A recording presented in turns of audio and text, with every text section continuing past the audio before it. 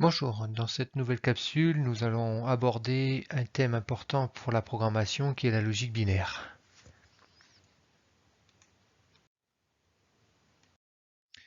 Georges Boole est un logicien et mathématicien. Il est le créateur de la logique moderne de 1844 à 1854 et il crée un algèbre binaire que l'on appelle maintenant booléenne. On peut accéder qu'à deux valeurs qui est soit des 0 ou soit des 1.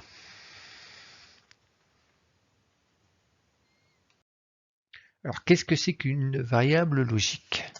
Alors une variable logique est une variable qui ne peut avoir que deux états, soit un état de repos ou soit un état de travail.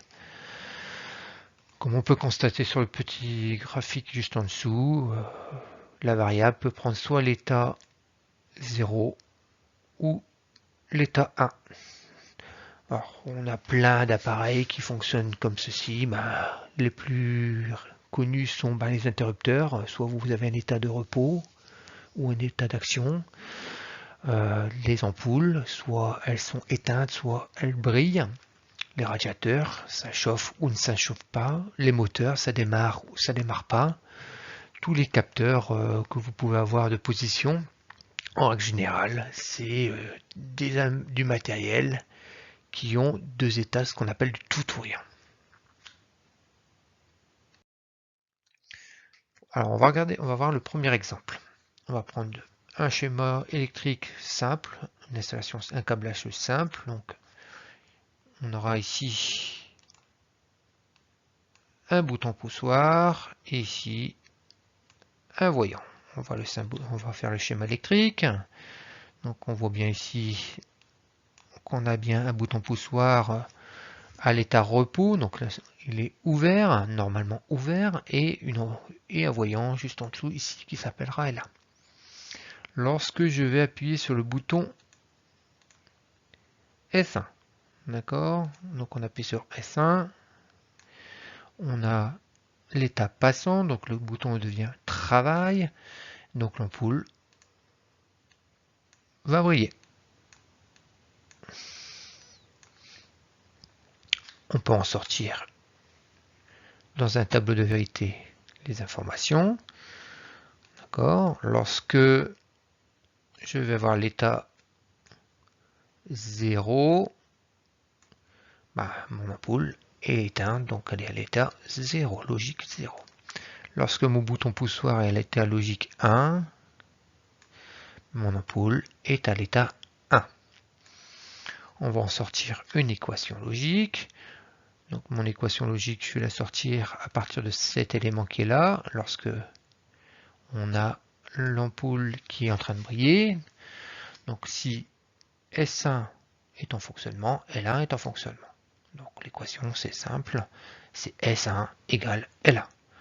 On va en tirer un chronogramme de fonctionnement.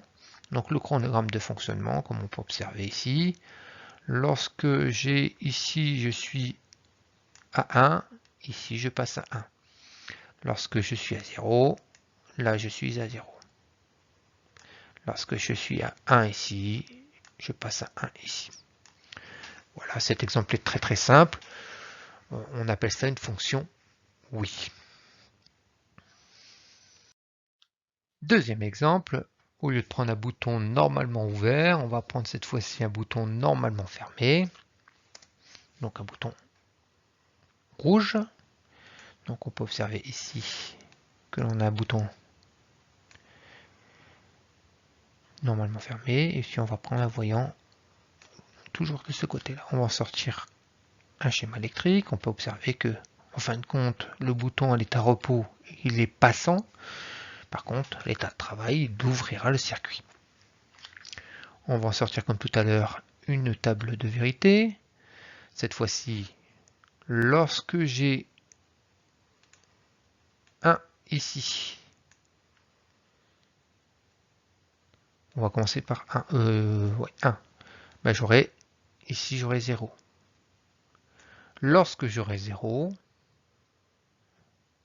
ici je serai à 1. Comme tout à l'heure, on va en sortir une équation logique on va prendre cet état-là. Quand j'ai L1 qui fonctionne, je n'ai pas S1. Donc voici l'équation. Lorsque je n'ai pas S1, d'accord, j'ai L1. Donc c'est ce qu'on appelle S1. Ça, on appelle ça bar. S1 bar. On en sort une nouvelle fois un chronogramme de fonctionnement. Lorsque je n'ai à l'état repos, j'ai L1 qui brille.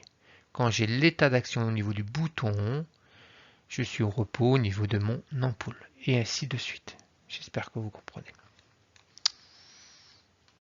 Troisième exemple, on va prendre cette fois-ci deux boutons normalement ouverts en série et on va voir ce qui se passe. Donc, nouvelle fois, on regarde. Donc, je prends ici un bouton normalement ouvert, deuxième bouton ouvert ici. On prend toujours un voyant. On va sortir ici un schéma électrique. On voit bien que les deux sont en série. Alors, qu'est-ce qui se passe lorsque on va décrire tout ça? Je vais appuyer sur le premier bouton qui est ici. Mon ampoule ne brille pas. On voit bien que le courant ne peut pas aller jusque l'ampoule. D'accord? Si j'appuie que sur le premier et sur le deuxième bouton poussoir, on voit que le courant ne peut pas passer. Parce qu'en fin de compte, on observe bien qu'à cet endroit ici, le courant ne peut pas passer. Alors, qu'est-ce qu'il faut pour que les deux puissent être passants? Il faut tout simplement appuyer sur les deux en même temps. Donc, il faut que j'appuie sur S1 et S2 pour qu'en fin de compte, mon ampoule qui est ici passe en état de fonctionnement. On va en sortir une table de vérité. Donc, on va mettre dans le tableau de vérité toutes les valeurs possibles au niveau de S1, toutes les valeurs possibles au niveau de S2. Je vais avoir soit ici 0, et ici 0. Donc les deux sont en état d'ouverture, l'ampoule ne brille pas. S1 va être en fonctionnement, mais S2, on n'appuie pas, il est à repos. Ici, on a une nouvelle fois, voilà, l'ampoule qui ne brille pas. Ici, je suis à l'état repos, mais si je suis à l'état travail, d'accord, on peut voir en fin de compte qu'ici, à cet endroit-là, au niveau de elle ne brille pas. Il faut que j'ai S1 au travail, S2 au travail, pour avoir L1 au travail. On va en sortir donc une nouvelle fois une équation logique. Donc l'équation logique, il faut qu'on ait à cet endroit-là, on va prendre ce point qui est là parce que c'est l'état de fonctionnement de l'ampoule. On voit bien qu'il faut S1 et S2 pour qu'on ait L1. On va faire L, tout simplement, égale S1. Le petit point qui est là au milieu, à cet endroit-là, ne veut pas dire point, ni multiplier, il veut dire et. Donc on a bien L qui est égal à S1 et S2. Donc deux possibilités pour pouvoir mettre l'opération logique et, soit on met un point, on verra tout à l'heure, ou soit on peut mettre un multiplier. Donc on en sort une équation, enfin un chronogramme de fonctionnement. On voit ici qu'on a l'état repos. Donc pourquoi on est sur l'état repos? Parce qu'ici je suis à l'état repos et ici aussi. Ici j'ai S5 au travail, S2 au repos. Ici au travail, ici au repos.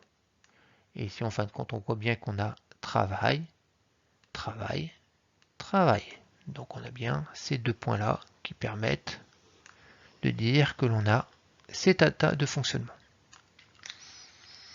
Donc on appelle souvent la fonction et, donc ça parce que j'ai bien indiqué tout à l'heure et, le produit logique est représenté donc par un multiplié ou un point.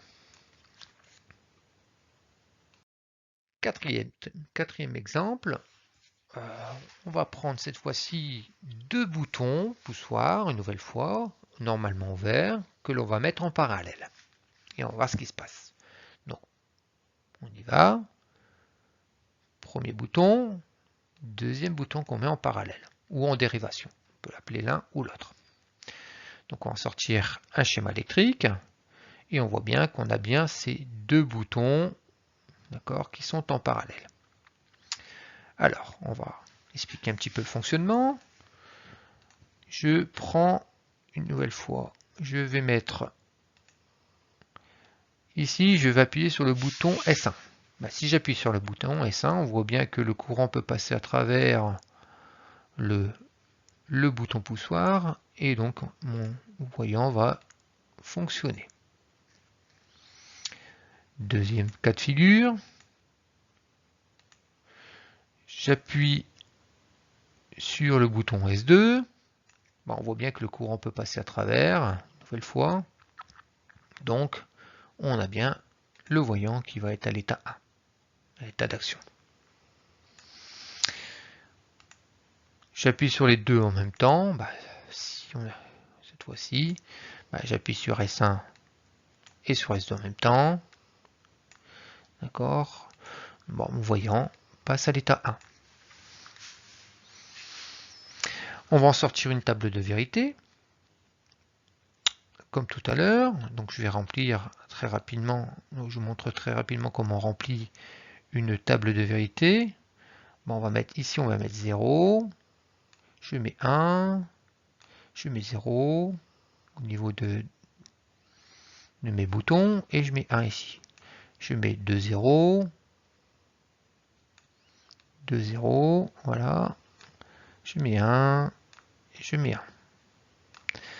Si je n'appuie pas sur les boutons, le courant ne peut pas passer, mon ampoule est à l'état repos, donc à l'état 0. Si j'appuie sur un des deux boutons, l'un ou l'autre, on a l'ampoule qui brille. Donc si j'ai S, j'appuie sur S1, ici je suis à 1. Si j'appuie sur S2, je suis à 1.